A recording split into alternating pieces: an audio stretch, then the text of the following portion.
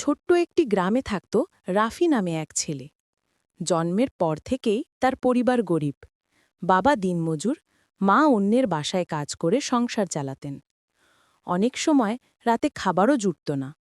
কিন্তু রাফির চোখে সব সময় ছিল বড় স্বপ্ন। একদিন সে পড়াশোনা করে মানুষের মতো মানুষ হবে। রাফি গ্রামের স্কুলে প্রতিদিন খালি পেটে যেতেও কখনো পড়াশোনা বাদ দিত না। শিক্ষকরা বলতেন, রাখি, তোমার ভেতরে আলো আছে, তুমি একদিন অনেক বড় হবে। দিন যায়, বছর যায়।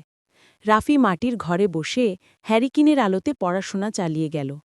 অনেক সময় খাতা কলম কেনার টাকাও থাকত না। তখন সে ভাঙা স্লেট আর চক দিয়ে অনুশীলন করত। অবশেষে তার পরিশ্রম ফল দিল। এসএসসিতে সে জেলায় প্রথম হল। খবরটা পুরো গ্রামে ছড়িয়ে পড়ল।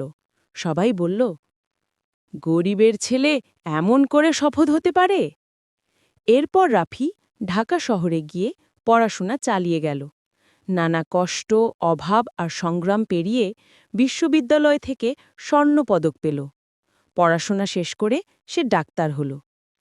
আজ সেই রাফি নিজের গ্রামে একটি হাসপাতাল বানিয়েছে, যেখানে দরিদ্র মানুষ বিনা খরচে চিকিৎসা পায়।